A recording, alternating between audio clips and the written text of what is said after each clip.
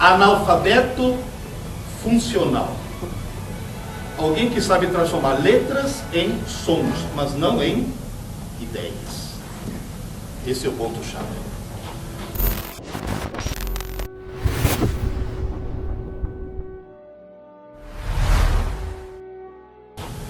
Na verdade, em português nós temos algumas armadilhas linguísticas terríveis. Uma delas eu descobri esse ano. Eu estava em Londrina, eu estou viajando o Brasil inteiro. Estava em Londrina, dei uma entrevista na Folha de Londrina, é o jornal mais importante lá do Paraná, e a jornalista pegou uma frase minha, pensou essa frase, colocou na primeira página, em boa companhia. Vocês estão vendo o banco. O Brasil tem milhões de alunos e pouquíssimos estudantes. Na minha opinião, a frase era muito óbvia. E ela achou que a frase era uma frase de efeito. Falei, mas por que você estranhou? Ah, professor, todo mundo acha que aluno e estudante seja a mesma coisa. E não é.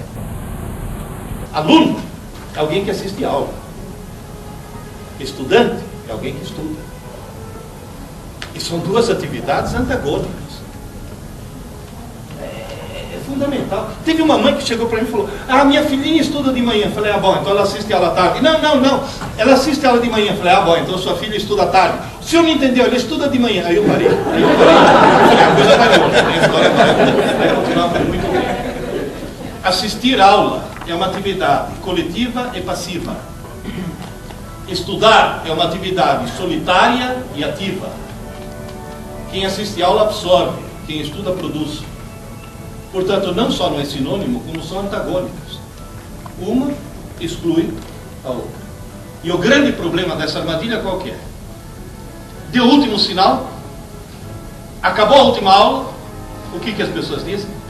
Por hoje eu já estudei. Por hoje você já assistiu a aula, que é a parte menos importante do processo. Falta estudar. Isso. Existem mais preconceitos. Dessas minhas viagens todas, eu tenho feito palestra para alunos incrível, de quinta série e alunos de pós-graduação. Todos eles com o mesmo problema. Quarta série não. Na quarta série eles ainda são seres humanos. Na quinta série começa a desgraça. Tenho feito palestra para professores e muitas palestras para pais. Principalmente na dos pais, muitos pais assustados com o que eu digo. Ô, professor, não daria para o senhor escrever um livro a respeito disso? Como eu sou exagerado, eu escrevi 3. Vamos explicar, é meio complicado. O Aprender Inteligência, que é para alunos. Bom você ler, né? Já está lendo. Fiz uma sacanagem nesse livro. Já está na biblioteca. Já está? Passou para ele. Eu fiz uma sacanagem nesse livro, eu coloquei uma provinha no fim, não dei a resposta, mas coloquei no e-mail dizendo, me mande a opinião sobre o livro e eu te mando a resposta. Sabe qual é a frase mais frequente? Pena que eu não li antes. E a segunda frase mais frequente, sabe qual que é?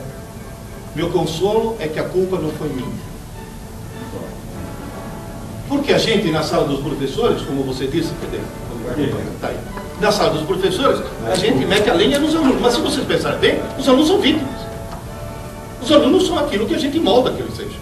Ou que a família moldou que eles sejam. O segundo, eu disse que é para os pais. Mentira. É para as mães. A parte mais terrível da escola são as mães. O que elas dão de palpite errado é uma coisa assim fantástica. Eu sempre falo que mãe na escola parece anão em campo de nudismo. Mete o nariz onde não deve. É um negócio assim.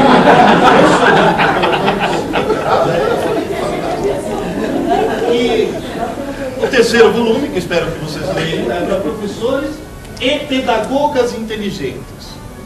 Quando eu falei isso, meu filho falou, pai, meu filho é meu editor, eu acho que em Brasília não vai vender muito. Porque realmente em Brasília nós temos problemas. Mas aí está mais um preconceito.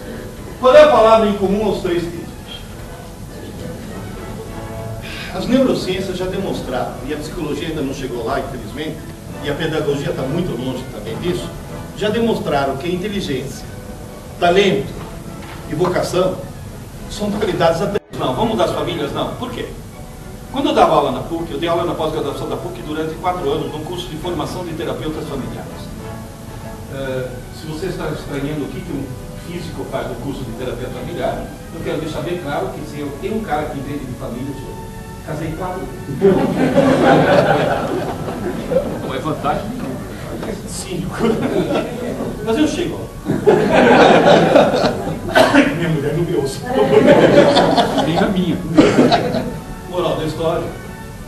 Nesse curso eu dizia, os meus alunos eram todos assim, psiquiatra, psicólogo.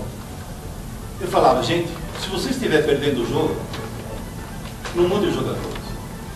Mude as regras do jogo. É só mudar as regras do jogo. Então é facílimo. O Brasil poderia virar Finlândia amanhã. Amanhã. Se conseguíssemos, em 24 horas, mudar 3 regras. Que nós vamos ver já quais são. Só que antes de mudar as regras, tem uma pergunta que não quer calar. Quem está muito arriba de nós outros? Os hermanos.